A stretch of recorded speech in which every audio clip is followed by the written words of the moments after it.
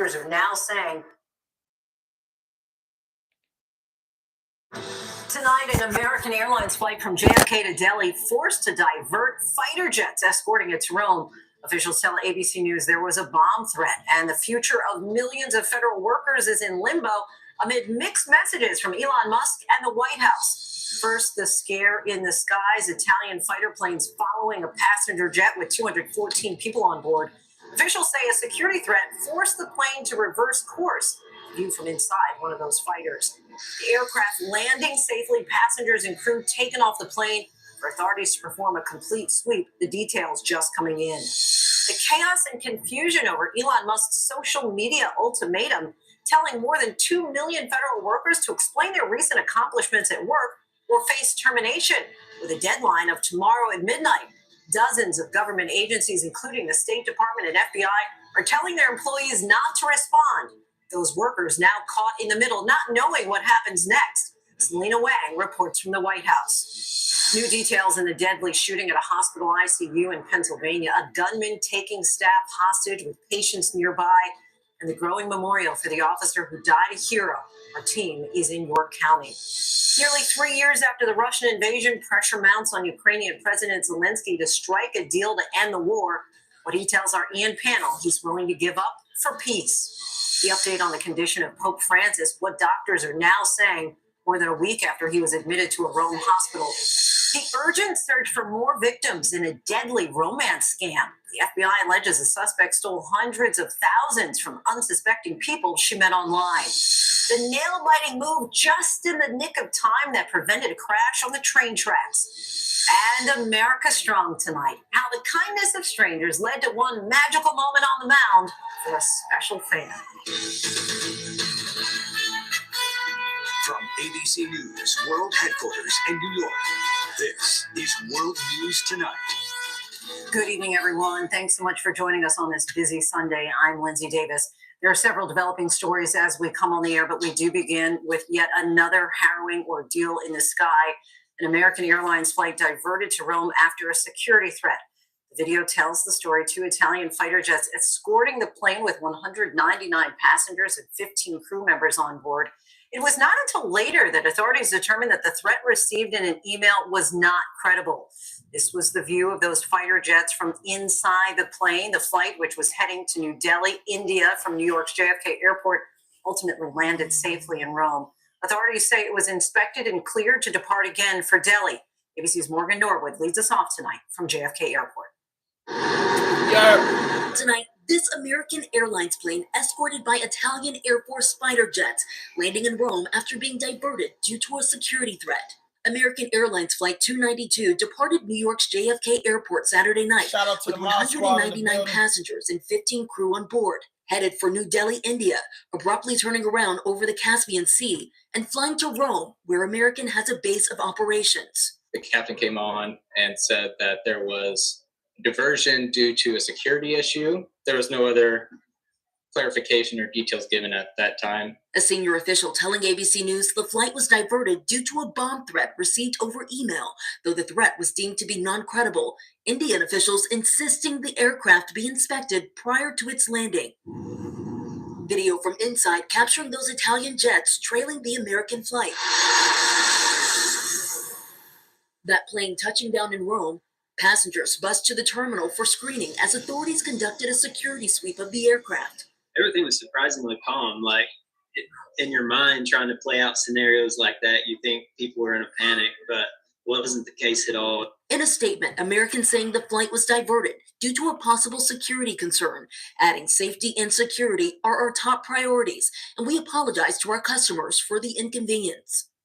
And late today, American Airlines giving an update on that flight, saying it will remain in Rome overnight to allow the crew time to rest before taking off for New Delhi tomorrow. Lindsay?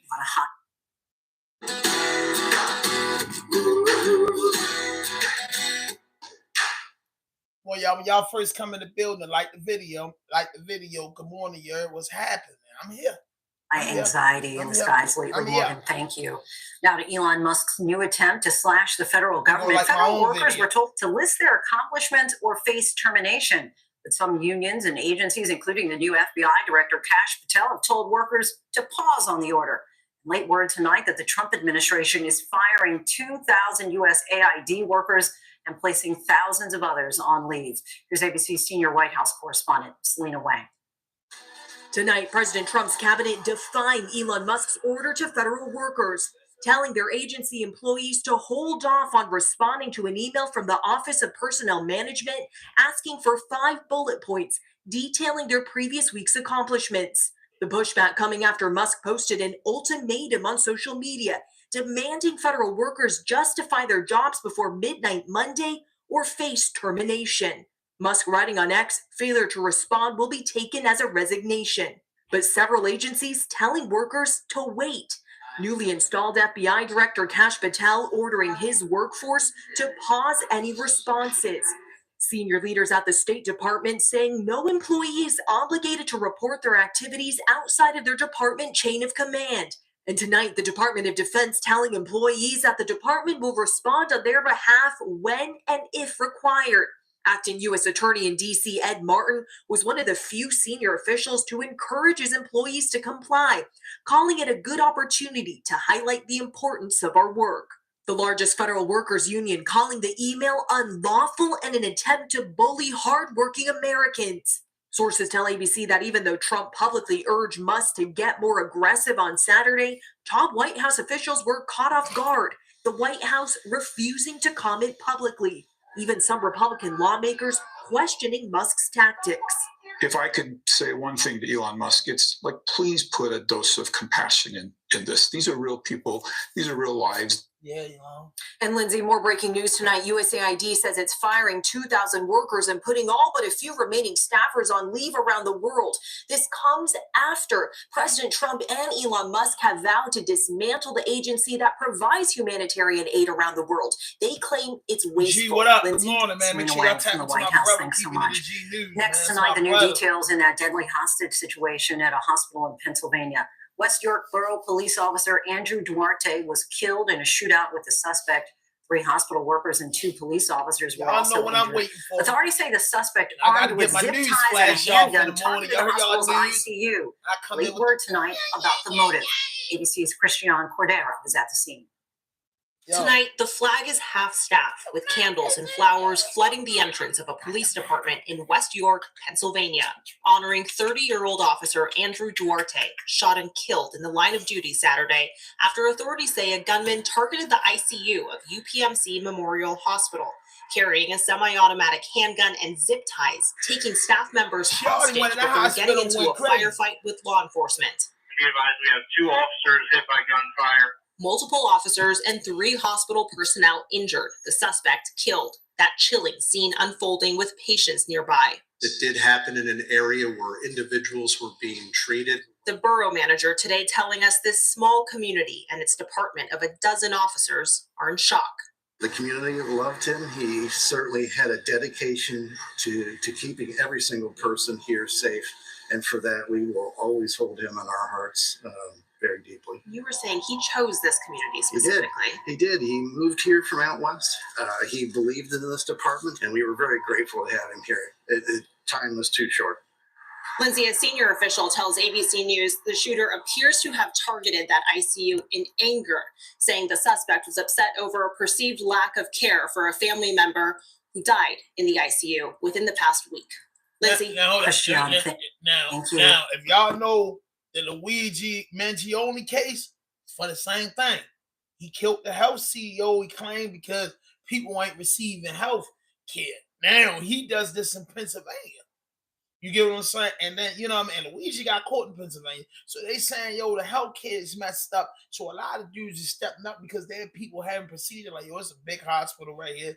Y'all got all equipment. Y'all got the medical staff. Why can't my people be served? Because they don't have regular health insurance. I'm not saying that that's right at all. You know what I mean? Dude got killed. But dudes is fighting against, you know, some things that ain't right. Overseas now to the latest about Pope Francis. The 88-year-old pontiff is conscious and receiving oxygen after a respiratory crisis but remains in critical condition. Prayers for Francis are coming in from around the world, some leaving tributes outside his hospital. Let's bring in ABC's Marcus Moore reporting live for us from the Vatican. Marcus, tell us the latest with regard to concern about his kidney. You know, man, I get all this in. Let's go. Well, Lindsay, the new update from the Vatican says that Pope Francis remains in critical condition, but also that he's showing signs of a decrease in kidney function, but they add that it's mild and is under control. The Vatican also says he's continues to need extensive oxygen treatment, but he has not had a prolonged asthma attack like the one they reported yesterday. Now, in a sign of good news, the Pope attended Mass this morning at Gemelli Hospital. The Vatican says members of his medical staff joined him, and the 88-year-old pontiff has been in the hospital now for 10 days. And Lindsay, in a written greeting today, he thanks people around the world for their prayers. Those prayers continue, Marcus. Thank you. Now to the war in Ukraine. Tomorrow is the third anniversary of Russia's invasion. Overnight, Russia launched a record number of drones, more than 270 against Ukraine. It comes as a major shift in U.S. policy is unfolding, and what President Zelensky says he's willing to give up for peace or NATO membership. Our chief foreign correspondent Ian Pannell reports tonight from Ukraine. Tonight, Russia launching its biggest ever drone strike on Ukraine, the capital city of Kyiv under under attack, anti-aircraft fire lighting up the night sky. Ukraine has weathered assaults like these every single day for almost 3 years. But now President Zelensky under political attack too, engaged in a bitter war of words with President Trump, who called him a dictator for not holding elections. Yes. We back in the building with another podcast vlog. This is Raw Dog Podcast Vlog, and I'm your host, Han 5000. And in my famous words, the way that I like to greet my people, my 4,000 and some followers who check in with me, the 12 people that's in here right now, I like to greet y'all with my famous words. Good morning, good morning, good morning, good morning, good morning. Good morning. What's happening? What's happening? What's happening? What's happening? You goddamn right. Yes, I'm here.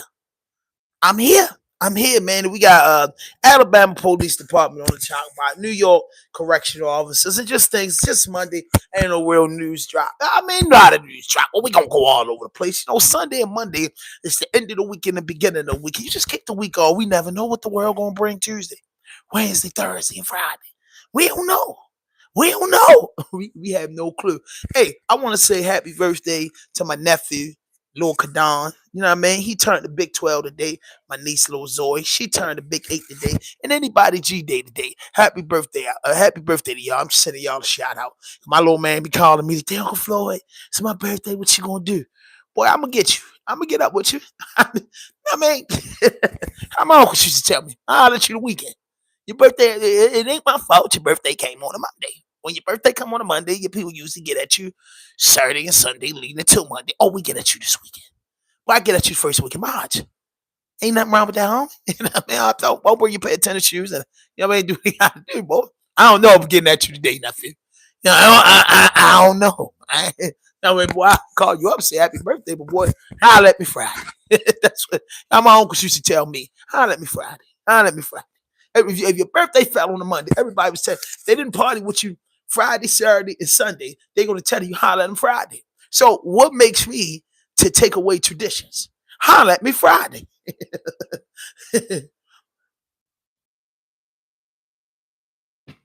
Yeah, so when you shit on a Monday, it's like a ice cream, a crate, happy birthday, and the fiesta's either the weekend or the weekend coming up. That's a good thing. My birthday on a Monday.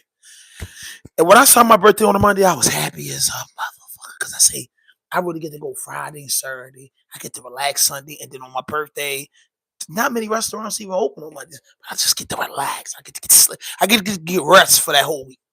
You know what I mean? But here we go. You're under pressure from Moscow. Hit that notification button, man. Run these likes up. Come on, it's 15 y'all in the building. Gotta like the video. Presidency, if it meant peace for Ukraine. The Ukrainian leader telling me he's ready to resign if it means peace. And he offered to stand down if it meant membership of NATO, saying, I'll do it immediately, without a long conversation about it. With Ukrainian intelligence saying Russia may declare victory on the 3rd anniversary of their large-scale invasion into Ukraine Monday, US Defense Secretary Pete Hegseth pushing back.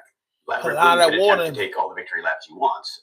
The reality is the president is focused on one thing and one thing only, and that's stopping the killing and the destruction across Ukraine and ensuring an enduring peace. But Democratic Senator Jack Reed speaking to Martha Raddatz, condemning what he calls President Trump's alignment with Russia. This is just someone who admires Putin, does not believe in the struggle of the Ukrainians, and is committed to cozying up to an autocrat. It comes as the White House presses Zelensky to accept a deal that would require Ukraine to give billions back to the US for the military aid already sent to Ukraine.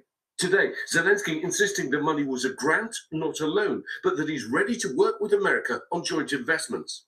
Lindsay, tomorrow, French President Macron meets with President Trump, and then the following day, the British Prime Minister, Sir Keir Starmer, also at the White House. These next few days will be critical in deciding what kind of deal, if any, is possible. Lindsay? Ian, thanks so much. Those crucial talks in Washington could potentially involve Germany's new leader. Germans headed to the polls today in a high-stakes election for a new chancellor. Let's bring in ABC's Inez de la Quatara. And Inez, this was a huge win for the conservative movement, which... I don't know about Germany. I just got to get into the American people. You know what I'm saying? When you watch World News, they be having so many cases. You know what I mean? So, you know, that's what they have. But listen, man, I do it again. Yes. We back in the building with another podcast vlog. This is Raw Dope Podcast Vlog, and I'm your host, Hand 5000. And my famous words on how I like to represent my crew. Good morning. Good God Almighty. Man, it's so much stuff going on, man. Where do I start on a Monday? I went to sleep early. You know, when you get old, you get my age. Hold up. Hold up. We be doing the Robin Brooks thing. I just seen something they just posted. I just gotta read it. Hit that like button, y'all. Come on, man. It's 25 people in the chat. Come on, man. What you here for if you ain't gonna like it? Just double tap. Papa, did I like my own video? Yes, I like my own video already. Yeah, me double tap. Yeah, I already liked it. Yeah, come on, like the video, bro.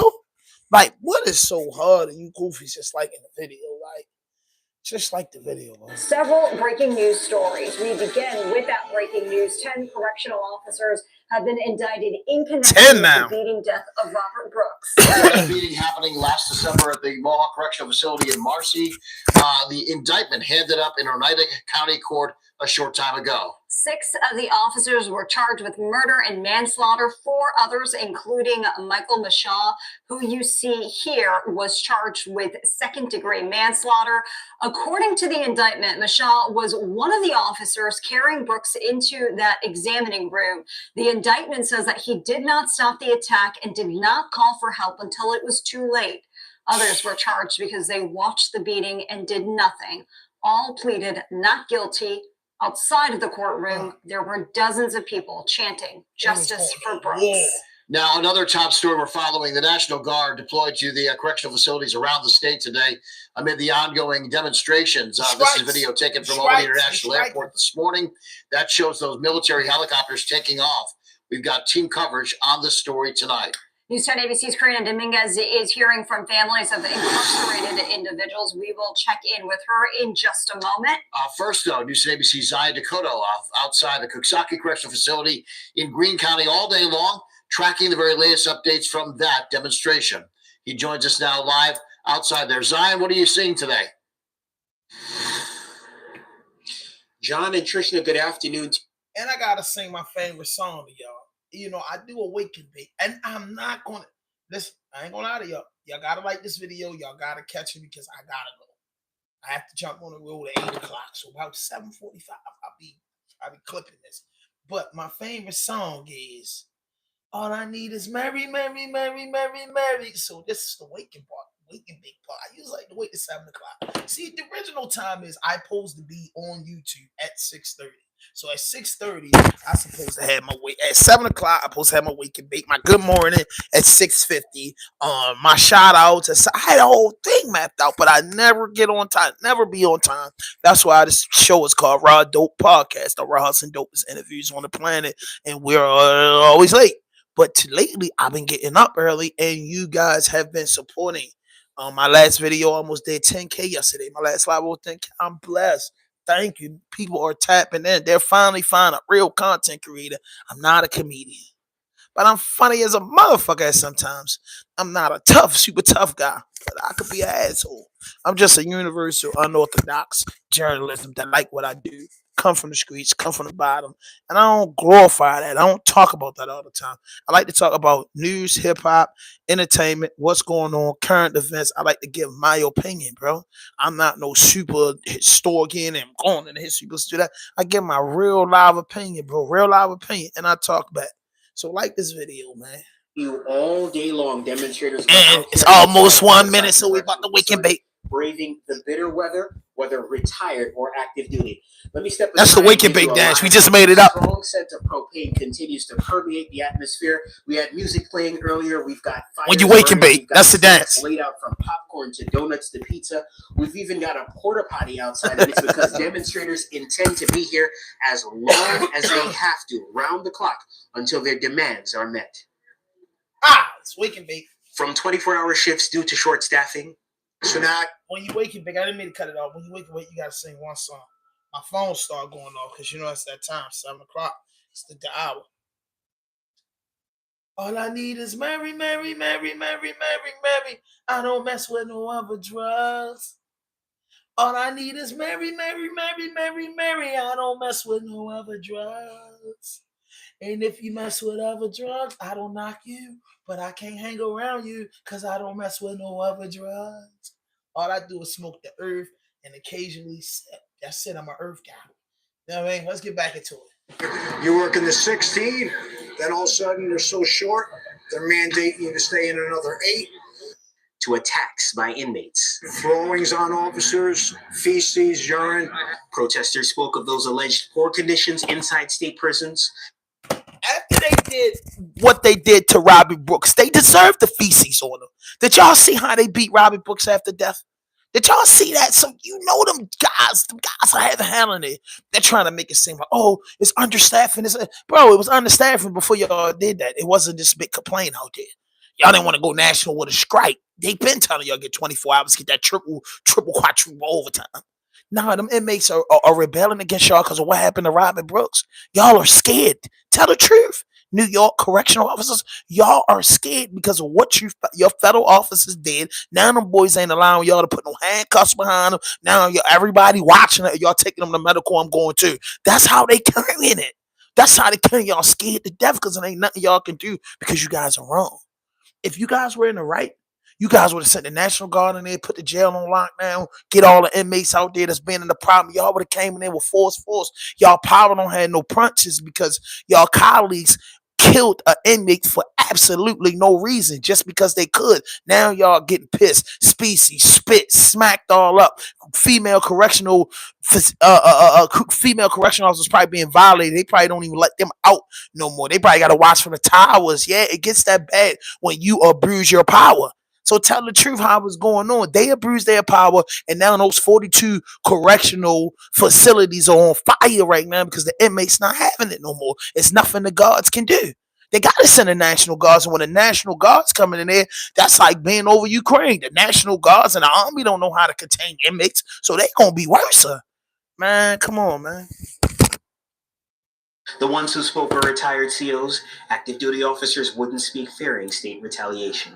Conditions have deteriorated to a point that none of this would have been imaginable 10 years ago. Men standing out here, women in the freezing cold because of what's going on inside those facilities. Demonstrators also demanded a repeal of the HALT Act, which limits the use of solitary confinement. They say it gives prisoners the incentive to be more subordinate. They have taken away all penalties, and it's a free-for-all now. There has to be discipline in the facility so things run. Let me break it down to you. Me, I am a man, a grown man in his 40s. Grown man. I've been incarcerated numerous times. I'm here to tell you, Jack, they could put you on lockup for 3 and 4 years at a time, bro. They could put you in solitary confinement inside a lockup. Now, you are in prison. So if anybody on the street say you locked up, you already locked up. They got a lockup inside of lockup. When you go back there, it's like living in a sewer. it's like living in a sewer and all the lights are out above the sewer. You understand what I'm saying? Everybody, doing what they got to do to survive while it's dark. But then if you go under the sewer, it's darker. So we already fucked up because we already over top of the sewer. But imagine that lockup. They put you inside of a box, bro. They don't allow you to have your radio, your fan. And if it's the summertime, they won't even let you have your fan. So you in the oven 23 hours a day. And if the COs get on one, they not going to let you out.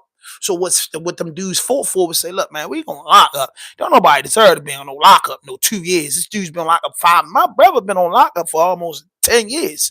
Right now, as we speak, in North Branch Correctional Facility in the state of Maryland, my brother been on lockup for like 9 motherfucking years. Lockup because he keep getting in trouble, getting in trouble, getting in trouble. Like, what?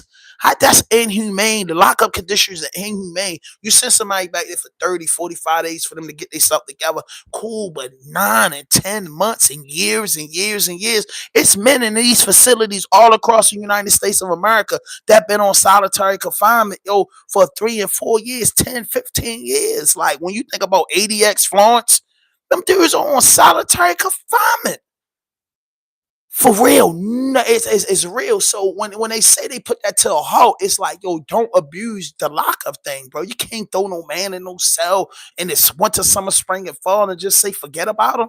Well, you know what I mean? This is a correctional facility, not a torture chamber. And that's what go on for those who don't know. For our safety and for the inmate's safety. But some are calling the strikes a diversion. The strike started the same week that corrections officers were indicted for the torturing and murder of Robert That's what Brooks. I said. Yep. So it's no coincidence. Yep. In December, Robert Brooks died after a beating by Marcy correction officers.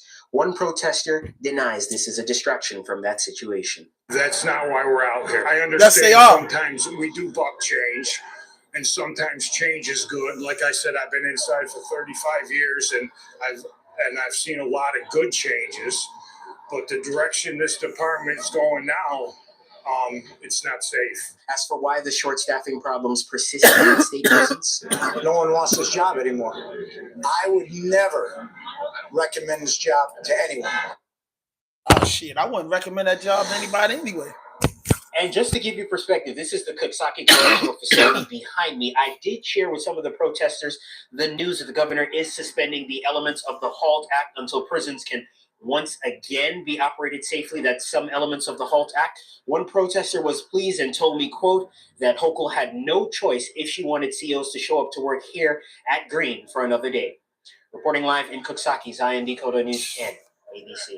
All right, thank you very much, Zion. We'll stay with you there. We want to take you now live to a news conference that is happening in talking about Oneida the County police. on the Robert Brooks indictment. Hold up, because we gonna ask him who he talked to. He ain't talking to me. So he's saying them police up in New York correctional facilities or something. He can't be talking to us. You know what I mean? He can't. We ain't let that get you. There's no way. There's no way on God's green earth he talking to me. His family, they're just finished up speaking. Let's listen in to see what they're saying now. Hit that like button, y'all. Hit that like button. I'm sick of all the division. Hit that notification button. Hit that like button. Drop a like. Leave a comment. Come on, man. Like this video. Like this video. Push this video into the elbow. Everything I've heard from the governor is that she's very acutely aware that there's a systemic problem that needs to be addressed. And it's not just Marcy. You see what's going on around the state. And the Inspector General, by the way, is also in the process of conducting an investigation. So right, that's the thing. There was a lot of noise inside both of the courtrooms and outside the courtroom from supporters of Robert Brooks saying that they were very concerned that they were too low. This is New York. If you get bail in a case, you should, after you do a novena, just say thank you, Your Honor, for setting bail. The bail is not an issue in this case. Case is not going to be decided because someone's locked up for 8 months or 9 months till the case comes to trial. These guys aren't going anywhere. So, Andrew? I imagine the videotape is very valuable evidence to the case, but to think that it may not have existed because those officers didn't intentionally record their devices right on the money, yo. Wondering. No commissary, no phone, none of that, bro. None of that for years and years and years. And then if you're a worse inmate, they tell you that, oh shit, we gonna put you on admit after you do your lockup time. Like, it's crazy, yo. That lockup is like a real bad tool, bro. Because if a police don't like you and you get the smallest shot or the smallest ticket, they can take you to lockup. Like, the first time I ever went on lockup, yo, was for the dumbest ticket ever. I went on lockup, bro, for a ticket that you don't even go on lockup for. Being out of bounds. Out of bounds ticket is being in a part of the jail where you don't sleep at or you don't be at. So they got this thing in prison called moves. And moves mean that you can move around the prison and shit. So through every move and shit, they got lockup spots. So I was in this prison that was really ran by inmates. It's called a penitentiary, MTC, Metro, downtown Baltimore. So we in this facility and it's ran by a dude. So boom. So my mind tell me like, yo, shit, yo, like, man, they gonna let us back out anyway. And that's how it was. Everybody locked in and then they wait for an hour when everybody locked in, they do count. It's like around a shift change. I forgot what it was. It was a lock-in time, but boom, I said, fuck that shit. Chill around my man's cell. We around there smoking. So boom, when she go do the lockup, right? We had it was three of us in there. We had the door closed and the curtain up, and the cell was small. I'm at the side. So boom. So they like, y'all in there? So she would have closed the door. Boom, she closed the door. She like, y'all in there? Like, yeah, she's like, move the curtain. Boom. So like, man, the white move the curtain and then she's like, y'all in there smoking or whatever. So however it was, she like, I'm gonna come back. But she ain't never locked the grill. So she turned to back a little bit. I tried to get out of it. She grabbed me, like, boom, back then. And the pen, you could just break on the CO. I wasn't even fast, but it is so just hurry up, put a pep on my step, get around and jump in my cell real quick. She came to my cell, grabbed my ID. So I ain't thinking of it, nothing like he can get an out of bounds ticket. So I'm like, bet I'm getting an out of bounds ticket. Yo, I just got in the pen. I just got in Metro. I was in Metro for like 2 weeks, bro. No hands down. It was so many dudes be heard from around the way in there. It was crazy, but this one sergeant, you know, I look real young for my age. So one sergeant just kept telling me, big man, you're going to get in a lot of trouble.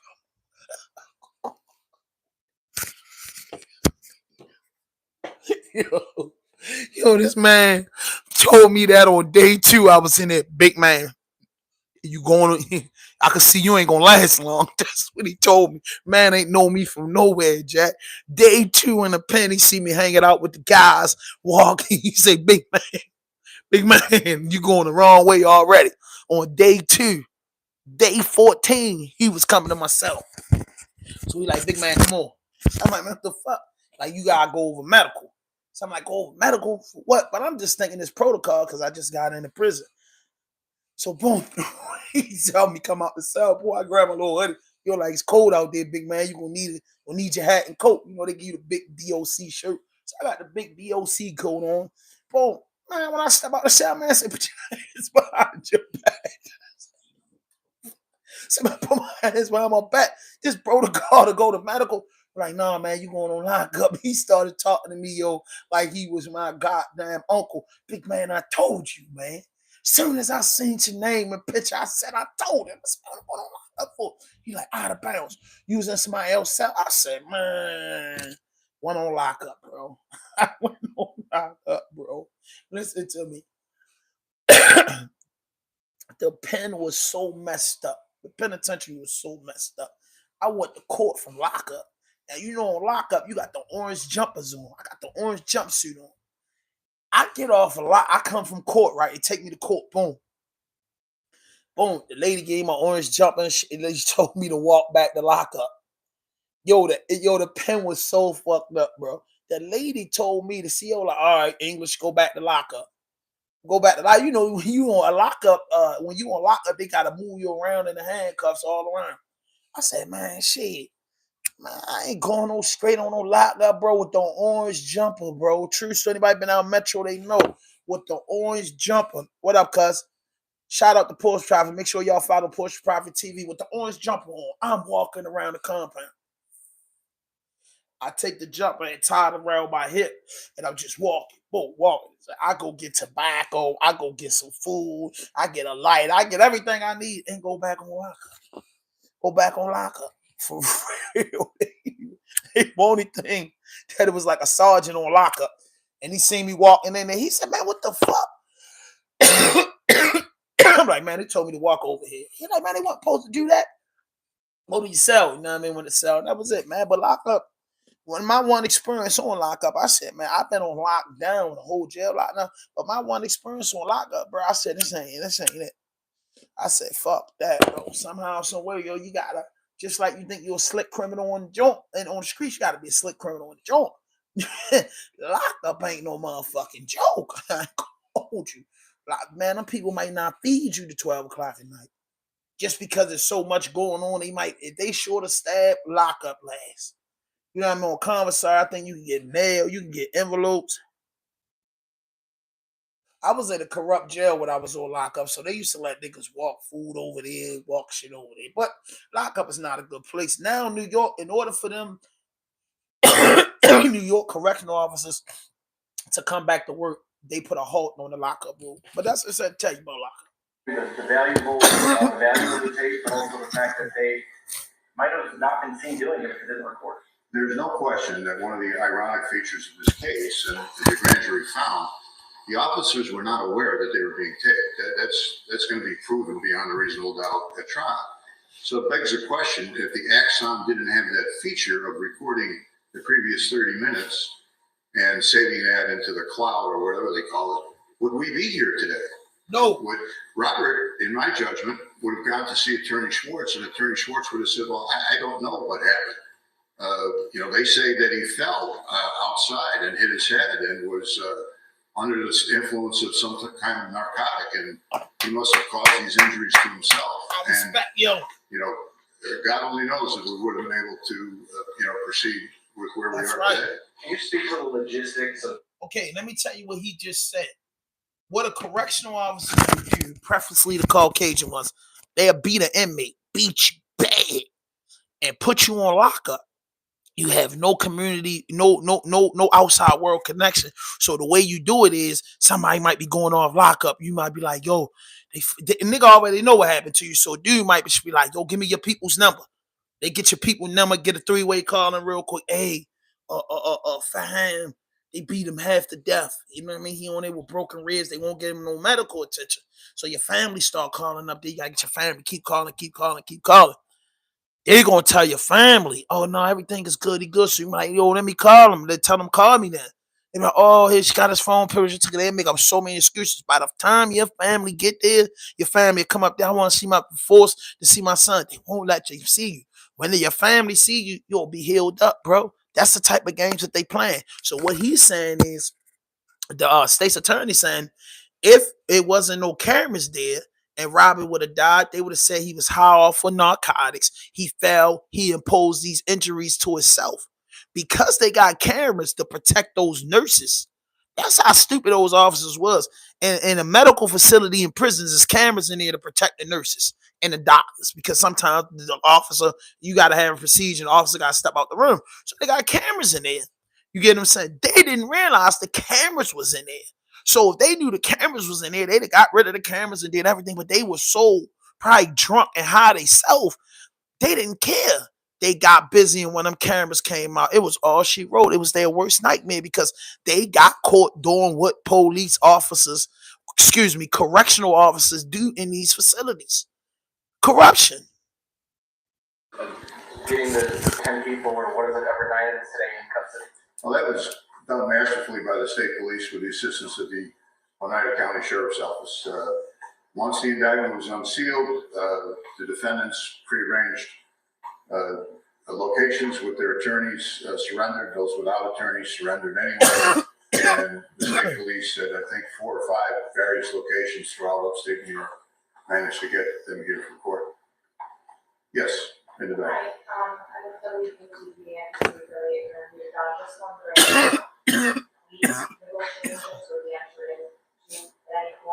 A prosecutor has an ethical obligation to attempt to resolve a case before trial, and I'll certainly do that. But I'm not going to do that until I speak with Robert Brooks Jr. and the rest of his family. Okay. And if I do, all right, let me break it down. That's what he said. He said all prosecutors have a right to strike a plea. But he said, in case the officers want to say, we don't want this to go to court, we want to cop out. He said he's open to that. I mean, of course, he's a Caucasian. He's, it's his people that he's got to prosecute. So he's saying if Robert Brooks' family say, hey, we'll go with the plea deals, then he's going to do that. And most prosecutors do that. When they have a victim, they'll go off of what the victim family recommends. You know what I'm saying? Along with the defense attorney, the victim family, and the prosecutor, they come up with something. Me, if I was Robert Brooks Peoples, I'd say, man, I ain't no plea deal. Let them go face like real criminals face. When you become a police officer, a prosecutor, a judge, a correctional officer, a doctor, when you become a firefighter, when you become certain joints, right? You know what I mean? 39, what's good, baby? You already know, man. So when you get up, right, and they all get together, they strike a plea deal. You know what I mean? And be like, we don't want to go to trial and to stand this. If I was his people, ain't no pleas. They got to go up in Elmira, Clinton, Marcy, John, and you got to go face them gony goons that's sitting in there saying, welcome home, boys. Welcome home for a long time. And they bet not. Them dudes that got second degree murder carry 30 years. They go to trial. They got to get it. But I'm telling you, bro, New York, big rich town, upstate New York, richer. Man, they gonna settle out of court. They gonna talk to Robbie Brooks Peoples, $50-60 million lawsuit. Want to come into play. His family's gonna walk away with this. They're gonna put a memorial up. They're gonna try to slap them on the wrist and get it all over with. That's what they on. Get it all over with. That's what they on. Now let's finish listening to it. Yeah, I certainly am not going to tell you, with all due respect, I don't discuss plea negotiations. It's not ethical to do that. Yeah, straight ahead. No, I'm grinding, baby. No, I'm grinding, Spider. No, I'm grinding. Unfortunately, I'm not allowed to discuss what happened in the grand jury. It's all for us. I can tell you without any revealing of confidential material, they were human beings. Their reaction, I suspect, was very similar. Nah, we do. Hustlers don't complain. We figure it out. It's difficult to watch. At the table here, certainly. I'm up every morning doing this, though. It's a part of the show, the vlog part. Just listening in live there to officials in Oneida County on the indictment of those 10 correctional officers in connection to Robert Brooks's death. We will keep you updated as we continue to monitor that. Yeah, family members of the incarcerated individuals also were gathering at the Capitol today. They're calling for justice for their loved ones who are still behind bars. And that's where we find News 10 ABC's Karina Dominguez tonight, who is speaking with families of incarcerated individuals. Dozens of people gathered in the concourse for their incarcerated loved ones, many missing a father, a husband, a fiance, a niece, just to name a few. Sean Young spent 8 years at the Eastern Correctional Facility before his conviction was overturned. The messaging is always very clear about who a person is as a prisoner inside. You do not matter here. You're not as valuable here. And what we say goes here. It is extreme power and control at every aspect in walk of life when you're incarcerated. Their lives are devalued behind bars, he says, and it's hard to rehabilitate under those conditions. And that messaging has deteriorating effect, not on just the person that's the subject of it, but on the entire culture of the business. He hopes the Brooks indictment and statewide strikes can be used to change that culture. He co-founded a grassroots organization that fights for Black liberation, working to get incarcerated individuals basic human rights. It's something Tiana Taylor has been working for. Her dad has been in prison for the last 20 years, since she was just 10 years old. Right now, she says, people need access to their families in connection with the outside world. And people need an end to brutality. At some of these facilities, including my dad's at Eastern, we're unsure if they're going to continue to have access to the outside community. And we have no idea if that's going to cause more brutality. Young and others at Thursday's rally say bringing in the National Guard may make a volatile situation even worse. Visitation at all state prisons has been temporarily halted. Legacy Wright and Selena Bronson say they don't know when they'll get to see their loved ones again. right now it's up in the wind. Like, I should be going this Saturday. This ain't no weird shit. This about an inmate. It's about a black man named Robert Brooks. The upstate New York correctional facilities were transferring him. He had 8 years in on 12. They were transferring him to a lower security facility, and they killed him. They beat him to death.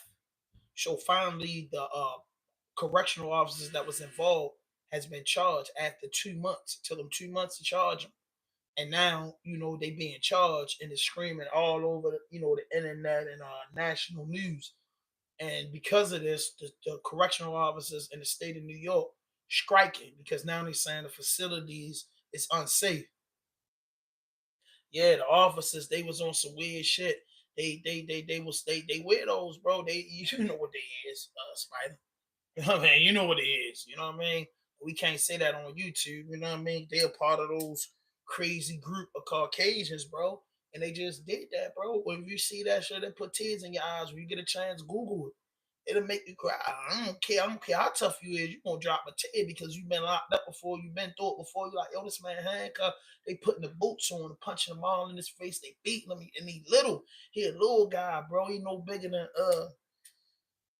I can say he no bigger than Ricky, Mama, brother. Like he no bigger than that, bro. Like they was trash. And I'm talking about dudes bigger than me. I'm talking about big Rocky size, like big sign, big Rocky size when they was really big. That's how big the correctional officers was. Or the hospital bed, exactly. You hit it right on the money. Everybody said it. Yep, that's what I'm talking about.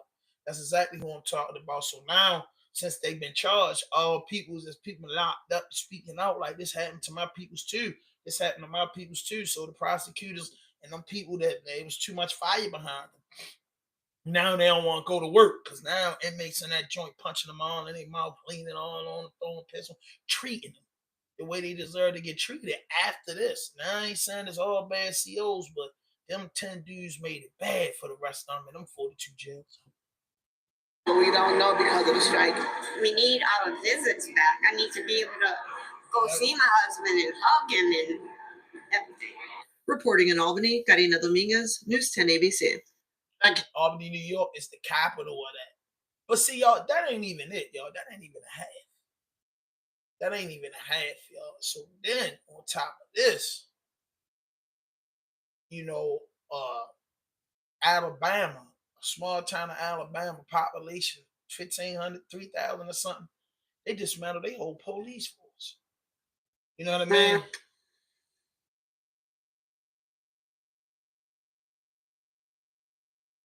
Yeah, at whole, so they come to work, they make it. Yeah, I've been through it. The realest shit I can tell you is my time incarcerated, right? I'm gonna keep it so G'd up with you.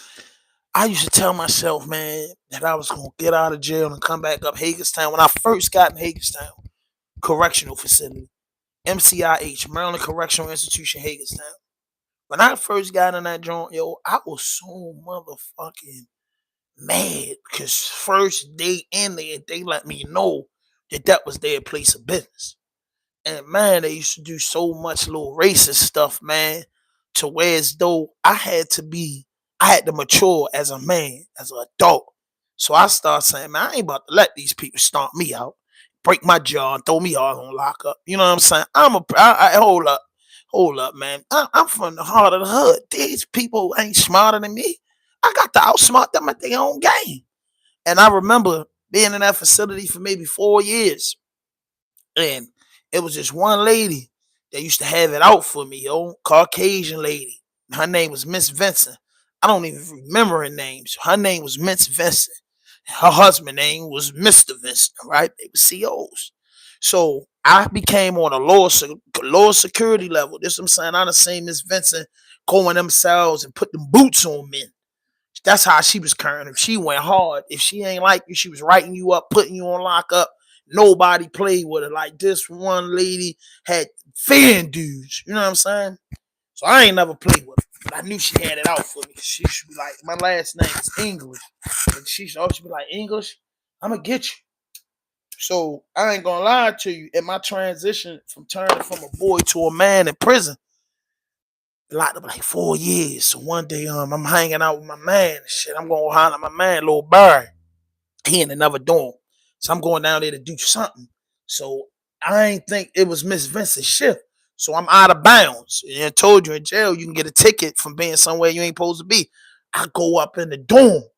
I see Miss Vincent. I bangs a Yui. I'm talking about, soon as I see her, I try to turn around. She said, English, come here. Let me get your ID. I said, oh my God. I said, Miss Vincent. Look. I said, Miss Vincent, I'm 280 pounds. My money order didn't clear. My homeboy had some food for me. I was coming down here to get it. I didn't even know you was in this building. That's what I told her. I didn't even know you was here today. That's great. What I said, Miss Vincent, I didn't even know you was here. I wasn't even playing no games coming to your event. She said, no. She said, sit down. I said, oh my motherfucking God. I'm just saying, here we go, bro. I ain't been in no trouble. My minimum security, yo. Oh my God, I'm about to get transferred. She about to kill my life. She said, when you first came in here, I didn't like you. I look up. She said, when you first came in here, I didn't like you. She said, I don't usually do this, but I have to commend you. You grew up. I seen you change your ways, pull your pants up. I watch you grow up in here. So I'm telling you, go in and get your food. I couldn't believe it. But that's what I'm telling y'all. I got in there and I realized who they didn't respect. They didn't have no respect for niggas, dudes that wore their pants off their ass. They didn't have no respect for if you was in a gang. They didn't have no respect if you did drugs. And they didn't have no respect if you didn't know how to talk. They didn't have no respect if you didn't properly groom yourself. So me learning from some older inmates that been locked up a long time, how they was moving around there, and people wasn't running in their cells, them people wasn't doing this, them people wasn't doing that. Hello? No, not your name. It's the new joint.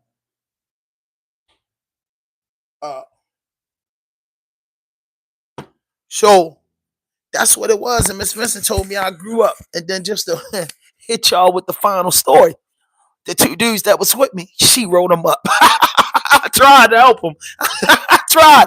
I said, come on, Miss Vincent. It was with me. No, sir. No, sir. But she rolled them up and just gave them a warning.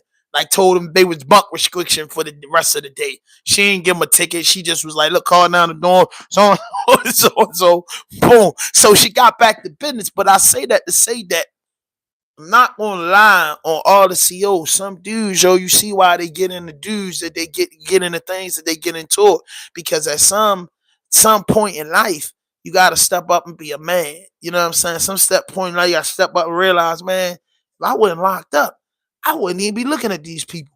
So hold up, let me see if you carry yourself the right way, they respect you, and that shit worked for the Africans. We went on lockdown in the pen.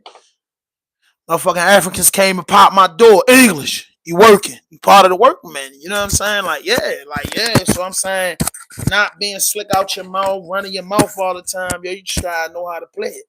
You know what I mean? I know how to play it in the streets. I survived in the streets. So I'm saying, yo, ain't no way. These ain't nothing. These police, they not even real police. They correctional officers, bro. Like, so I ain't letting them get one up on me, chat. I ain't letting them jump all on me. And that's how I made it through. So we got the Alabama Police Department. The Alabama Police Department, I talked about this yesterday. Alabama Police Department. The whole goddamn police thing shut down.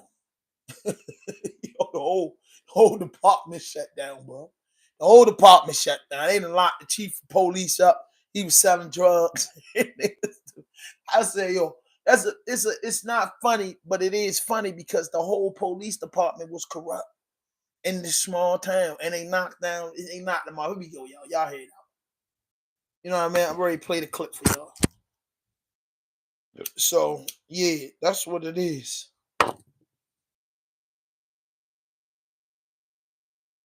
That's what it is.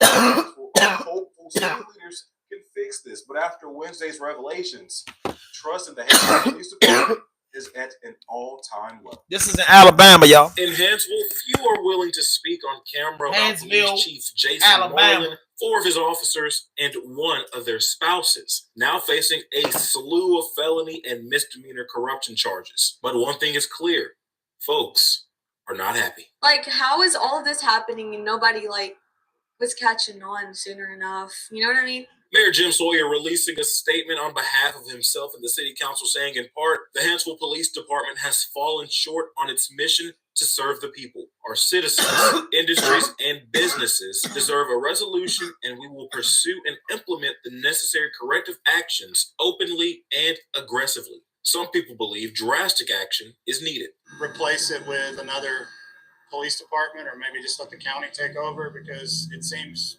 pretty deep at this point. That's just one of 9 recommendations from the Coleman County Grand Jury, according to District Attorney Champ Crocker. Any current or former officer of Huntsville Police Department indicted be suspended from law enforcement by the Alabama Peace Officers Standards and Training Commission.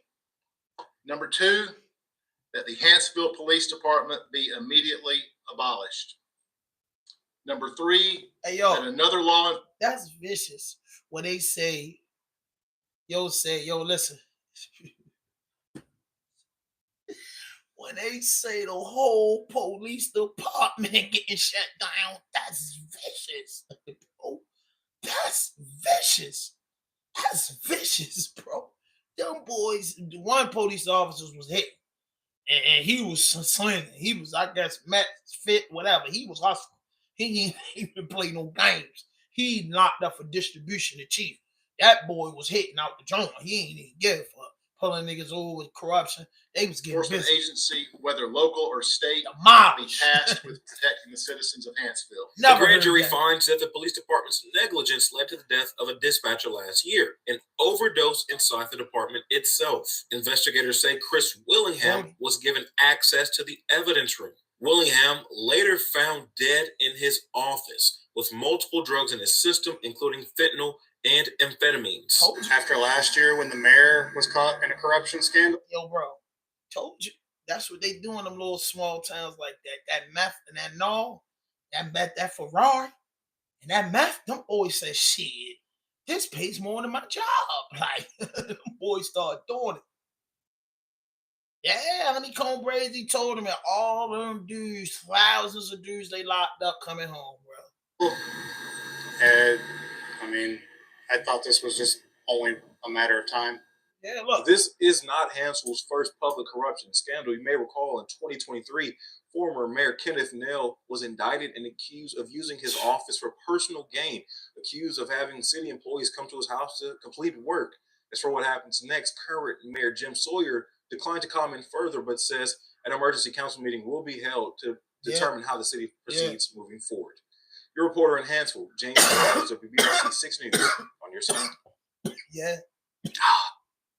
Man, I just hope, hands down, so I just hope all them dudes that got locked up from fucking with them niggas is get free, bro. If they was selling drugs, so they was knocking dudes off with the drugs and putting them back on the streets. Some movie type shit. Welcome back to Key Talk Media, this show. Everybody talking about that. Everybody talking about that. So that's what it is. And damn, it's still early and I got busy. I covered all my topics. Hey, y'all gotta look up the dude Anthony T.T. Jordan too. I should have played that Sunday. I was on this joint, and then then there's another dude about to die. You know what I mean? On death row. So this is another thing that I do on this joint too. I play my man right here, right? This real talk. The next thing I'm about to play for y'all in the morning is what I do in the morning. I didn't know in the state of Maryland, the death penalty is abolished, right? Jack, I'm here to tell y'all, it's like some other states that shit still exists. Dudes is getting that needle monthly. You heard me? Yo, Germany was good, man. Germany was good, man. That merch will be put up soon, real soon, man. So y'all get ready for that merch drop. I'm gonna need y'all to sell it out. And then follow me on Reddit too, bro. I'm about to start screaming. So what y'all know is my platform is a hip-hop platform. We do about my community. I'm a man of color. So being as though I'm a man of color, I cover different things. That's what the vlog part about. But what I really do Raw Dope Podcast, the rawest and dopest interviews on the planet. I break music. I love hip hop, R&B, jazz. So I deal with artists and actors and writers and stuff like that.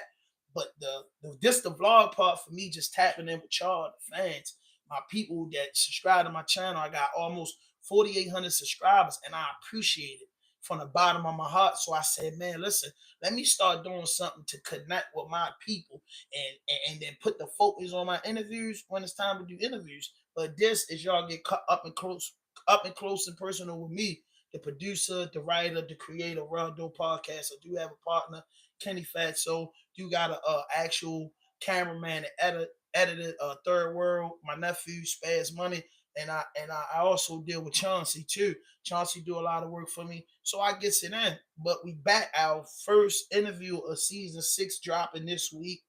I'm doing a lot of pre-recorded interviews because I do lives in the morning. So, you know what I mean? What about the real supporters that sat back and played their position when y'all did real? Hey, the real supporters love me. They waiting on the joints to drop. My last interview was Blue Benjamin Sleepy, the end of the year. They waiting, you know what I mean? But one thing for sure and two things for certain, I lap the city, and a lot of dudes is hitting me because they saying, yo, you know, ain't nobody doing interviews or wasn't doing interviews like me, but I did everybody. So what I did was, Spider, was I try to open up the market to like let other content creators that was coming up to give artists more platforms. So when it was more content creators doing interviews, I just say, yo, I'm the GOAT. I don't like to call myself that. I leave that to the people, but I'm the GOAT at what I do. And I know that these artists that a lot of interviewers want to do don't even reach back. So I'm just going to do that. You know what I mean? Yeah, hell yeah. You can come tell the people something, bro. That's why I'm opening up. That's why I'm doing this, because I will start having a panel. That's why I'm going streaming. You know what I mean? I'm going to start having more people from my hood. You know what I mean? People I grew up with just tap in and just talk about different stuff. You know what I mean? No, that's my people from my hood. You know what I mean? She had a real story to tell.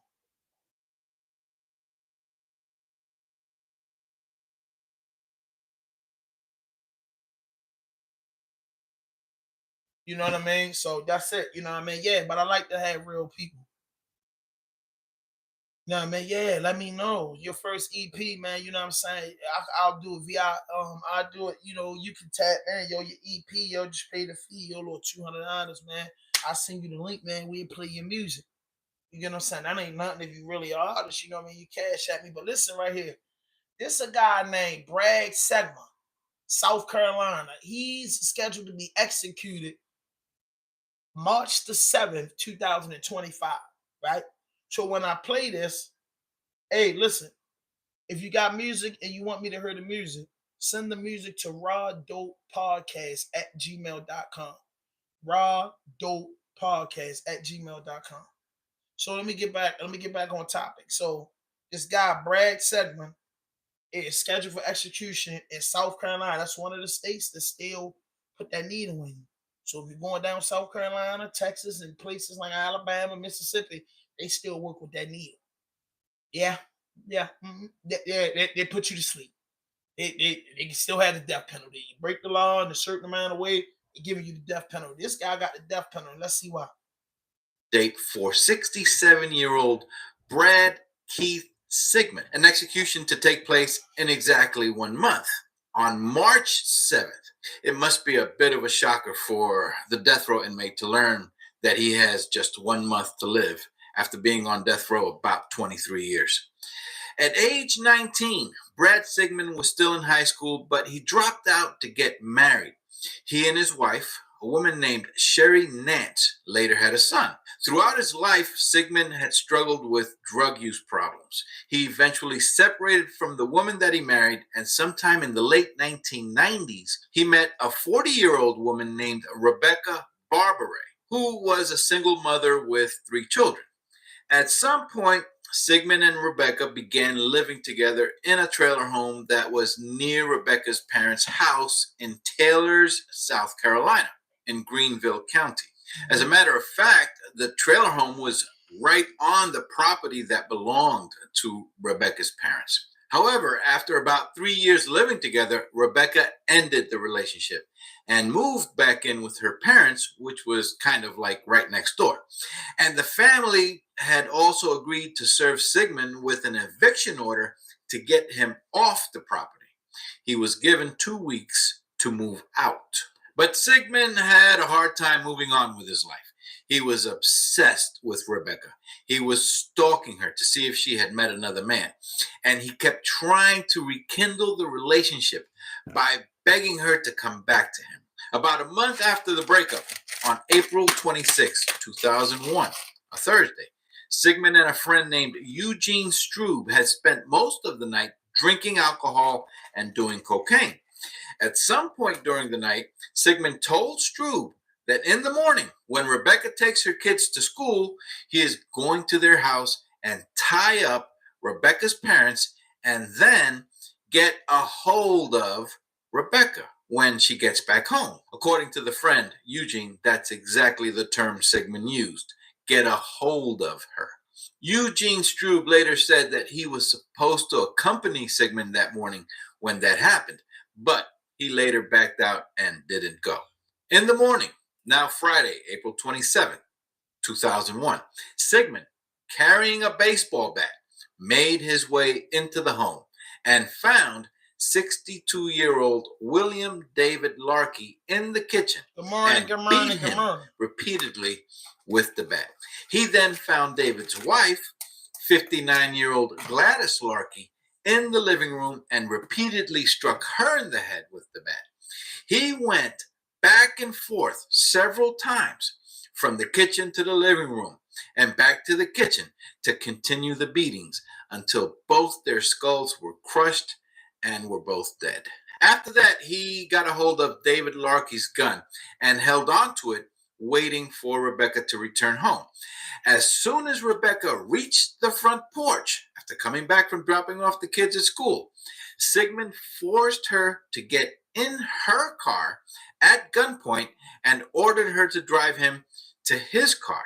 Remember, the trailer home where he lived was very near the Larkey's home, so I guess he walked there in the morning to commit the murders. While in the car, Brad Sigmund told Rebecca that he had just killed her parents. Sigmund and Rebecca ended up driving several miles, so I'm not sure where he was going. Sigmund's plan was to get Rebecca into his car and then drive to North Carolina. But Rebecca managed to quickly jump out of her car while it was still moving, and she took off running. Sigmund got out of the car and took several shots at her with the gun. Rebecca was struck once in the foot and she fell, but got back up quickly and continued running and managed to escape. The driver of another car passing by had picked up Rebecca and offered help. Brad Sigmund got back in Rebecca's car and fled. The driver that stopped to help Rebecca called 911 from a nearby gas station. Rebecca was later treated at Greenville Memorial Hospital and released. The manhunt for Brad Sigmund began, and about 10 days after the murders, he was captured in Gatlinburg, Tennessee. It was actually Brad Sigmund's mother that helped authorities to locate him. He was later extradited back to South Carolina. A little over a year after the murders and kidnapping, in July of the year 2002, Brad Sigmund was found guilty and sentenced to death. At trial, Sigmund did not challenge the charges and he admitted his guilt to the jury. He also received a 30-year sentence on top of the 2 death sentences for burglary. I suppose for the gun that he stole from the home. This is pretty much an open and shut case, so I don't have a lot more details about it. Unfortunately, I searched, but I could not find any photos of the murder victims. I did find some Facebook photos of the survivor in this case, Rebecca Barbary, but would rather not use any without her permission. The only bits of information I saw about David and Gladys Larkey is from a newspaper clipping that tells of how the retired couple enjoyed spending sunny afternoons sitting on a swing on their front porch. According to the report, Gladys did a lot of reading and enjoyed collecting antiques. Please go ahead and hit the subscribe. That boy cool. He was so mad about his girl, he killed her mother and father. Yeah. Yeah, man, I don't mean to sound rude, but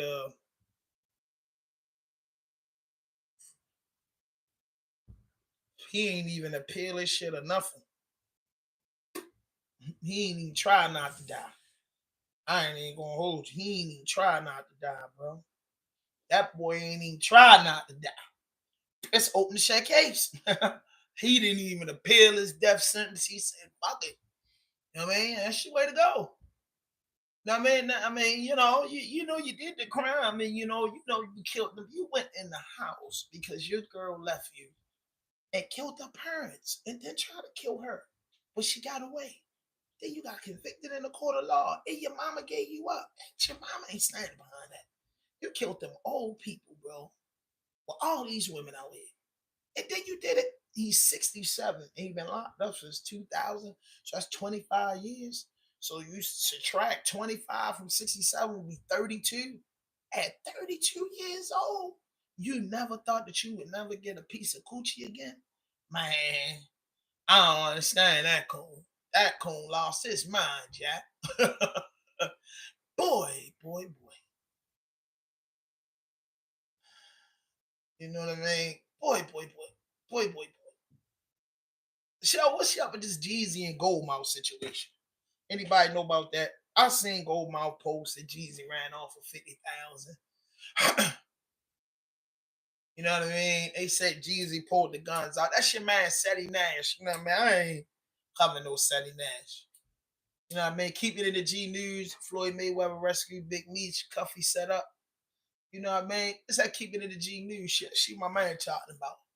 I mean, because, I got something to do. But I'm going to see my man talking about. He back in it. Yo. We back.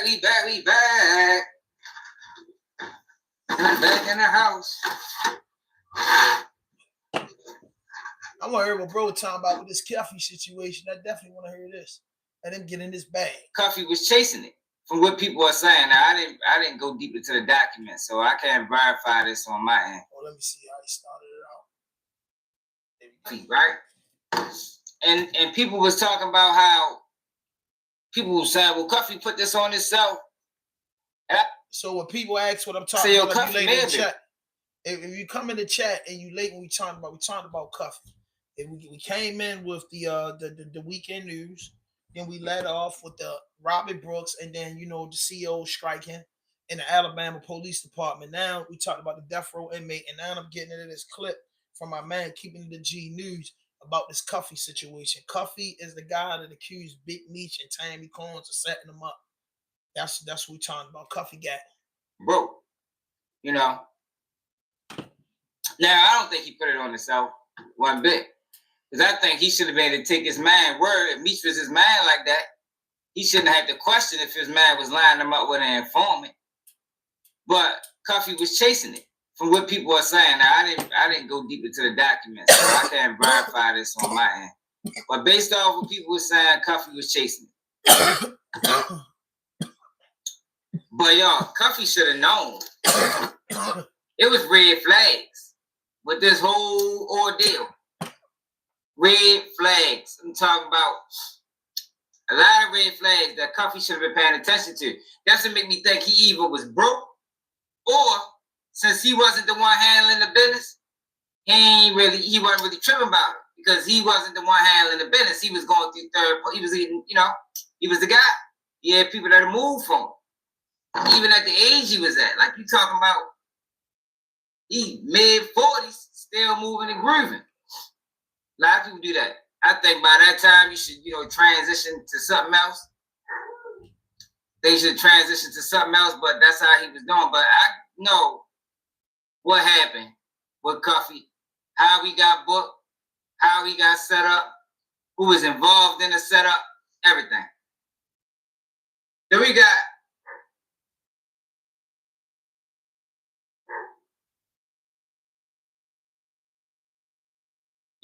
cut that out. He got dog. Then we got Tay. We got Asian Dog beefing with Cash Dog. And this shit was ready to get bad. Yo, what is up with the gangster women, yo? Like, I'm not feeling the gangster girls, man. Straight up. I ain't feeling it. I ain't know about that one. I would have covered that one. And it's so crazy, right? Because black man, yo. Black man has been victimized, has been portrayed in the most unfavorable light. So you would think that black women would have seen that and not want that to be the image of them. But that's what's going on right now. Hold on, yo. Hey, yo, what I tell you, yo? Yeah, nigga talk those dogs like they niggas. Yeah, they ass. Let's go. I told y'all a while ago. What's going on with black women right now? And how they killing their image? It's the same thing they did to the black man in the 90s. The same thing they did to the black man in the 80s. Whereas so now you see a picture of black women, you see loud, raunchy, freaky, disrespectful. You understand? That wasn't always the image. That wasn't always the image. But that's the image now. And when we got this, yo, we got women that's doing songs about killing niggas, drilling. So Cash Doll and Asian Doll is beefing over the dogs. You understand what I'm saying? So let me take y'all back to how this all started. Then we got Floyd Mayweather. Nah. Hold up. Look like me. Hey, listen. Stay away from my man Money May. Floyd stick together, you know what I mean? I'm Floyd, that's Floyd May. Money Mayweather, Top Boy, what up? You know what I mean? Money May is one of my favorite people, you know what I mean? Let's go. Stop me on YouTube.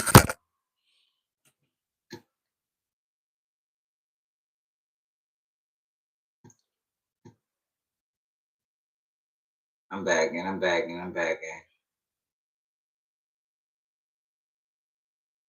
We gotta go back to Club Shay Shay. This is how it all started. And I'm a director and a designer. Photoshop the properties. Shannon Sharp all of the exact same properties that it would. Shouldn't even be involved in this level of fucking. Shannon Sharp chasing that bag. Learning this. Hey, I got you. But it's the women. I mean, guys. Guys rap these take it there. Yeah. They be different. But I'm just trying to say, it's not like You're right. It's like that baddie shit. You need to go. Everybody want to be a fucking baddie. Like, oh, this is like, and like P&R said, this is the reason why we're seeing our kids crashing out the way they do. Look what's going on with the mothers. Like, this is crazy, yo. Wait till y'all see what Asian Doll said if you ain't saying it already. Thousands of you guys out here rapping. It's only a handful of you guys that's really, really good, that's really, really talented, and there's enough money and fame and fortune and acclaim to go around. Why y'all beef? I could throw 135, bro. I talking about y'all. I'm saying, like, all y'all are great. You're very talented. You look good. Got great bodies. Y'all got so much going on. Nah, bro. That's how it used to be, though, bro. It used to be like that. Now it's getting out of these women is killing. But do you hear what Asian Doll say about this shit? Like, she want to be King Von so bad. What's up, Charlene? She want to be King Von so bad, man. I'm not beefing with them hoes. You were. And she don't even realize where King Von, that King Von probably don't want to be King Von right now. But she want to be King Von. Don't bring that up.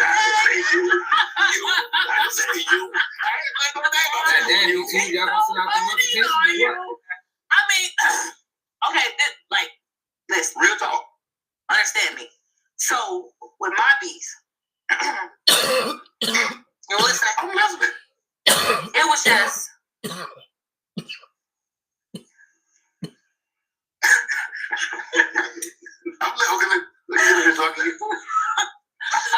Okay. Well, with my beef, it wasn't really no beef. Okay. I just wanted a few girls to change their name. Oh, the dog? Yeah. Right? And then when it was a lot of backlash from it, when I felt like I needed to make a song. Okay. Because how we make money, and this is what we all do. So why not let's get in the field? That's how we get in the field. If that's how we gonna get in the field, Okay. right? Make a better song then, you know. So I just wanted everybody to change their name. That was my name. Damn. Say out of I don't know, y'all be. It go back a minute. But see, that's a long time ago. But you say like, I like the way you frame it, like misunderstanding. It was a misunderstanding because it was a very long. First off, it was back in. Everybody, if you notice, everybody is doing it. Everybody bloggers now. Everybody is bloggers now. For sure. Shannon Sharp, I don't even know nothing about this girl. Nothing she got going on. Yeah. One song. He's 18 or something, where I made the song, and it was just because it was a lot of this, and all I said was to change your name. It didn't have to be beef. You just should have just changed it. Damn, look. I mean, It's my brand. Okay. So just picture all this time. I've been doing this all this time, right? And then just a group of girls just come out. Asian dog, and now it's just all these dogs. It's not a lot. It's not a lot of menage. It's the only thing you hear a lot in the female rap is dog. Yeah. I didn't come out Cash Minaj. I didn't come out Cardi C. I didn't come out Old Miami. I didn't come out Cash the Stallion. She got because a point though. Right. Right? She got a So point. you want to be I on agree with dog. that. I should have. I am. Oh, there's a rapper that was. Is there Asian? There Asian dog? Asian dog? Oh, my bad. Go to the next. Yo, Shannon Sharp a bitch for this. Yeah, he did. Like, I never watched this. Like, yo, come on. This is bitch activity, y'all. I never knew he did Put this. in a like button. What y'all Nah, think? I know the beef. Well, I guess it got simmered back up from this interview. But I ain't know he threw out Asian doll and was saying girls' names and come on, Shannon. What fuck type shit you on, Chan? Damn, I'm sorry. I don't know, y'all. Asian dog, dream dog, Cuban dog. Look. There's a lot of dogs. Yeah, so let you see how you just said that? So think about this. A person that works so hard, I did all this. And I come on the internet, every time I come on here, it's a list of who's the best dog, who's the cutest dog, who has the best body out of the dog. I can see that. Dog, get my That's It's bullshit. All right, Shannon Sharp, the dog. You see what I'm saying? Well, You don't even know none of these girls. Like, yo, this is crazy. I never knew he did this, y'all. Like that. This is wild to me, for real. He should be ashamed of himself. Involving himself. Hey, yo, G, you gotta be stopped, G. Yo, keep it in the G News. Don't be going for the jack, yo. Let's take it to the mic. And whoever got the best dog, got to give up the dog. That's what I did. That's exactly what I did. Give it up. That Detroit. By the end of the show, we're going to get some of that Detroit like you. I've been doing good, though. Haven't I been doing good? You've been doing good. Yeah, I know it's old, but I'm taking it back to where this shit started because Asian dog just took it up a whole nother notch. Like, she took it up a whole nother notch just now. I heard this new word, alpha submissive. All right, so that's where it started. Then Asian dog,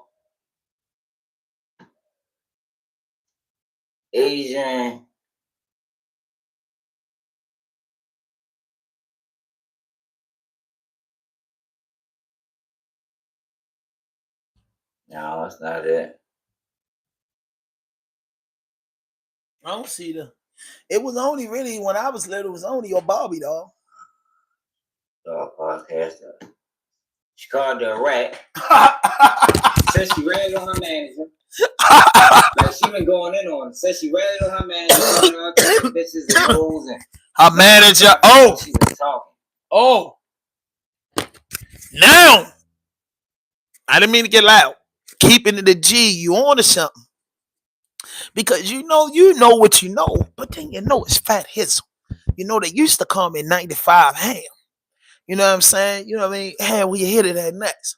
So I heard the manager.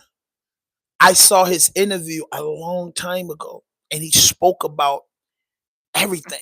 He's a bricklayer. He's an older guy. His story was frontline. He said he spotted the money. He said he did all this and that. He said he came home. He was able. I know about the manager. I know about the manager. Y'all know we got female viewers too, y'all. So every now and then we gotta tap into this.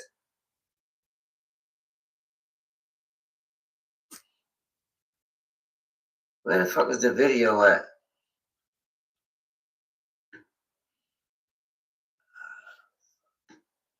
Might gotta go to YouTube.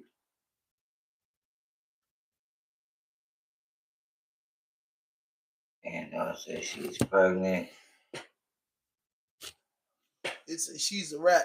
The girl's crazy. Yeah. That's a fact, though. That's a fact, though, bro. She might be saying something. That's a fact. I'm just gonna tell the truth and nothing but the truth.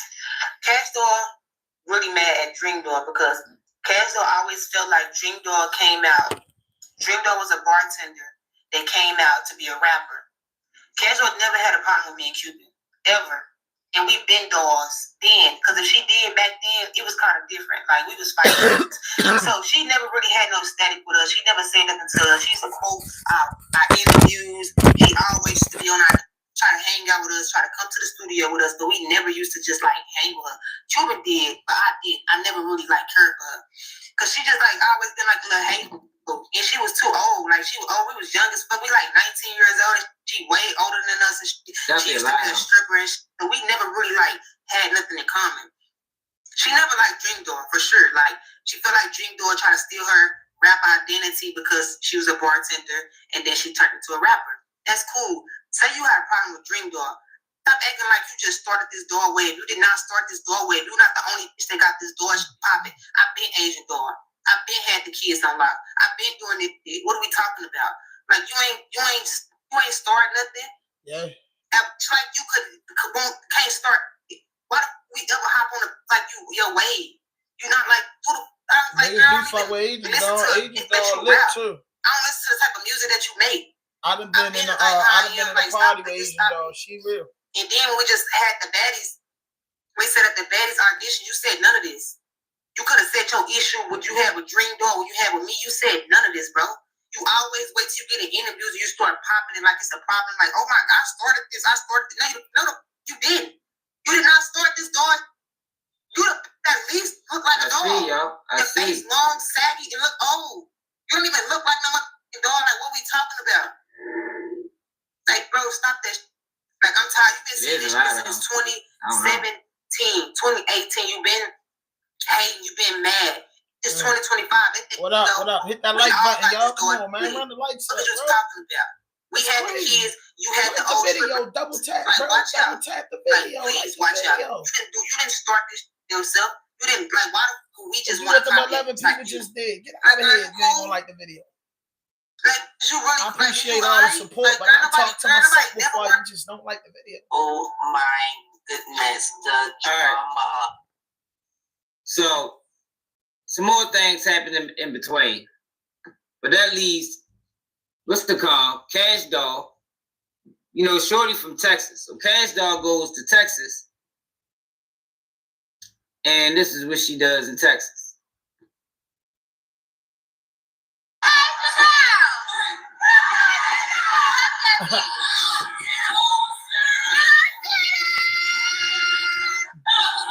Don't break up the fight, let them rumble.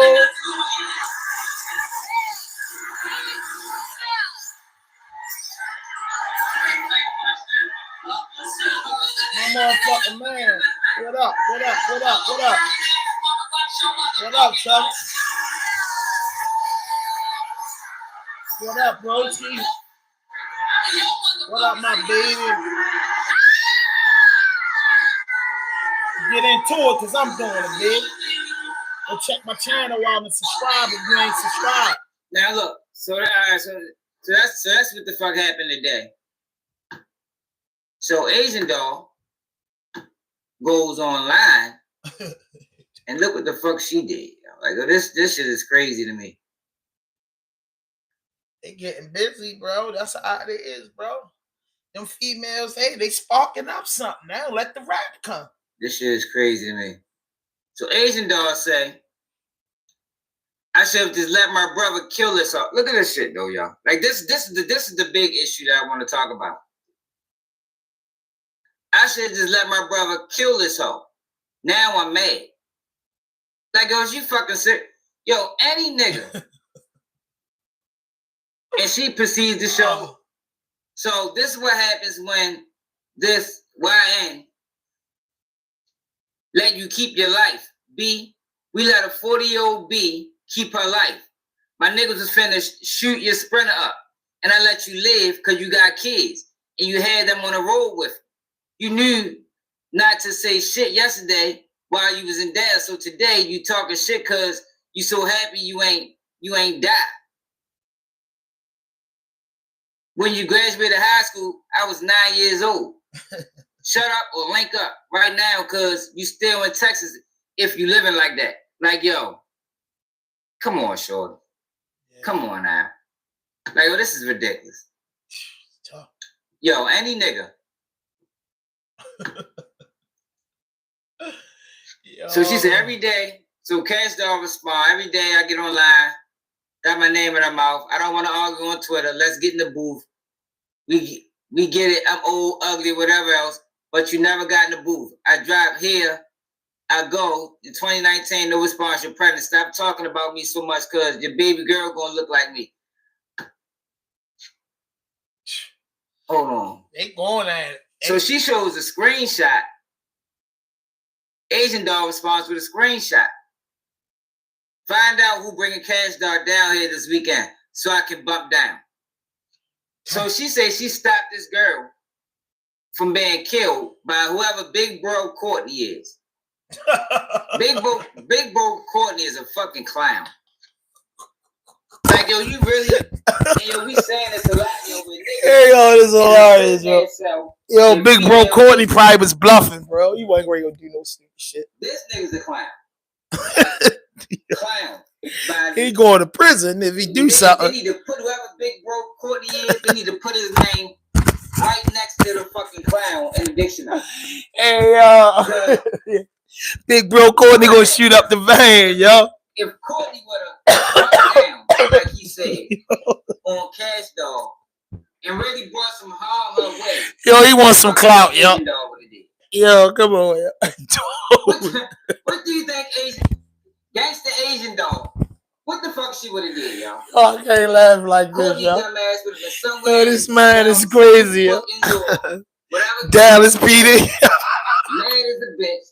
Cause he probably really wanna fuck her for real. You know how that be. Yo. Yo, hold up, y'all. This is his chance, you know this. Yo, hit that notification button, hit that subscribe button, drop a like, leave a comment. Are you not entertained? Yo, say whoever this big Courtney nigga is, you bitch. Yo, Courtney probably was gassing up, bro, because he trying to get some pussy, bro. But she definitely name dropped him.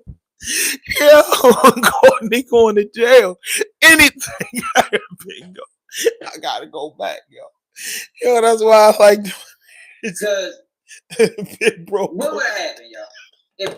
If Courtney would have bucked down, like he said, on Cash Dog, and really brought some harm her way, what the fuck you think Asian Dog would have did? What do you think Gangsta Asian Dog? My man said Big Bro Courtney would have touched down and shot that Sprinter up. What the fuck you think Asian Dog would have did? She said, man, I got kids. I ain't know you was really going to do that. You was hot on that. Yo, this nigga keeping it the G fucked me up this morning. Y'all can't stop laughing.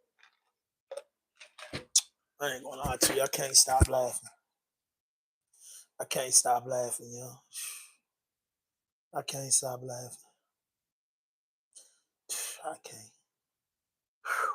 I can't take it. What the fuck she would have did, y'all? Yo. Courtney dumbass would have been somewhere down Central Bookings or whatever county jail.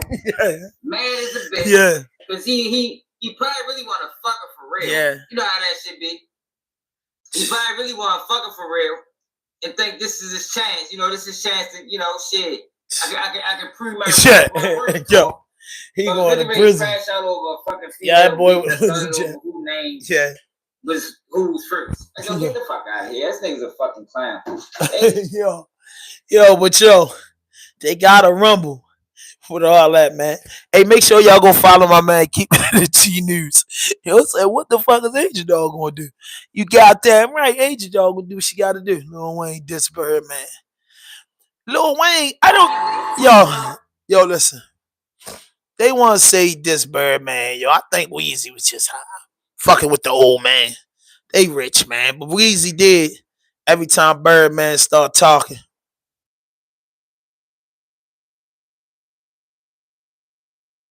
I don't think Wayne got nothing no crazy with no motherfucking Birdman. The boys all on stage together. You know what I'm saying? I think Birdman forgot his verse. Birdman down there 60 years old, man. You know, if y'all watch that Cash Money joint, Wayne killed the show. Wayne ain't forgetting none of his words. Birdman forgot his words. Yo, it's funny. They homeboys, bro. Sometimes I feel like people be taking it out of content. But let's just hear what this the boy Wacky got to say. Let's find out. Appreciate y'all tuning in. I see a lot of confusion going on. It go whack. With Birdman and Lil Wayne on stage. Yeah, that was crazy. I muted his mic. Birdman, he's talking. Lil Wayne, with his back turned, told the DJ, let's go. Mid-sentence. Birdman sentence. So I'm looking at it. And I know Southern. I'm looking at it. And I remember about a couple days ago, he asked me, what's the chatter on the internet about their tour? Right? I said, you know what? I ain't gonna lie. I ain't hearing nobody really talk about it. Me either. He said, yeah, that's crazy because people showing up. But that really wasn't the topic. Nobody was talking about the tour, right? Although they all there and all this. So, and I'm sitting here thinking, so when I called him, I said, when I get on the phone, he said, are they talking about the tour now? So when he told me that, Birdman be asking me questions about the internet, like, why do you do or why do people do something that they do? He didn't understand it at one time, right? His whole thing is everything gotta be what it's supposed to be. And I'm like, Stunner, that's the flow of traffic. The head-on collision or the accident is what people pay attention to now. He said, no, the flow of traffic is what wins. Yeah, that's gonna get you there faster. But the conversation gonna always be about the head-on collision. So when I called him, first thing he say is, are the people talking about us now? I said, hell yeah, they talking about it. And he said, this clip is going around viral, right? Right then I got it. He said, I'm a good student, I get it, right? Mm-hmm. It's all that. So, cause I'm sitting here like, that would have hell. Stunner would have flipped on the stage on me. He'd have turned around and said, turn that shit off, you hear? Oh my God. Listen, I'm saying. Let me finish with what I got to say. That's Stunner. That's him. So that's why when I seen it and I'm reading his demeanor, as like he wasn't tripping it. But the world at this point, they think Wayne curved him. You know what I'm saying? So, you know, they think he curved him. I don't know what's to come, because I can't imagine Birdman turning into a troll. But that's what are you saying that basically Birdman's starting to understand the internet better? No, yeah, because he playing on the internet. Yeah, because he been for a while asking me. He'd be like, yo, why you do that? And why this? And why this person do that? Hold up, yo. Yo, y'all crack me up this morning. Time boy say, you think Cash Money washed up? Let me break it down to you. Cash Money Records breeded some of the greatest entertainers of today. Cash Money Records haven't had a blowout record in a while, and they good for that. They sold over 1 billion records. The royalties is crazy. I think Cash Money Records is at a point. If all of them getting along, just on the money run. You know what I mean? That's no Whack 100 talking about Birdman and Weezy, but I think, you know what I mean, they just on a roller coaster ride, bro. You ride that wave out. Slick Rick still.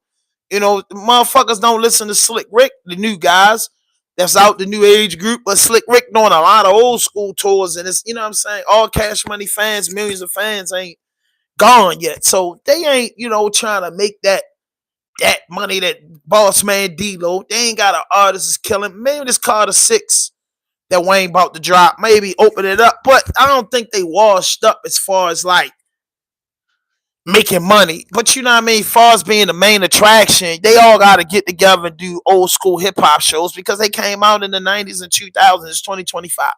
So washed up will be saying, you know what I mean? Ain't nobody really checking for them, but shit, people like me checking for a Hot Boy album. I think they could drop a Hot Boy album and go gold. I really do. I think they can make some videos, do millions of views. I think Wayne coming out with another album is cool. Now, I mean, they got a core fan base. A core fan base is good because of all the records they sold. And then those Cash Money tours will get better. I promise you, right now they're doing it with Wayne and the Hot Boys and giving it kind of like a reunion feel. But in the future, he could throw Nicki on tour. He could throw Drake on tour. And even though Drake is not everybody's famous person, but he can go on tour. Tiger can go on tour. Thugger can go on tour. Cash Money dealt business with so many artists that they could, you know what I mean, the years to come. And that's the way that Juvie, BG, Juvenile, Manny Fresh, they get to eat. Manny Fresh do the DJ and shit. So the Hot Boys got a set. People love to see that. You know what I mean? But Wayne still to this day. Good morning, Candy Cane. Oh, my bad. Shout out to the whole mod squad. Shout out to my mods in the building. But I think, you know what I mean? I think they can always make money. Wayne a big deal, man. Wayne like the Michael Jackson of hip hop. So Wayne gonna always pack the seats. And putting the rest of the Hot Boys on the card with him is always a good venue. And then he bring out the rest of them dudes. So when Wayne's the attraction, people want to see Wayne. You get what I'm saying? And then Wayne bring them dudes out. They know it. They know it. You know what I mean? Wayne the boss of this shit. Because without Wayne, them ticket sales gonna drop. So you know what I mean? He in full compliance with Wayne. Wayne's the headliner of the show. And Wayne could, in years to come, this summer, Wayne could bring out different people that fuck with Wayne. And then Birdman had the rich gang, so they could put on some shows and the Hot Boys would get a piece of the pie. Probably not the biggest piece of the pie, but they gonna eat. So I wouldn't say they washed up and done, Ty Boy. I just say that, you know what I mean? They getting money. And that's to be like us on the East Coast feel like Tech Nine to be washed up, but shit, Tech Nine gonna still pack those venues. Tech Nine, so he might not pack venues here, and that's why their tour is not a world tour.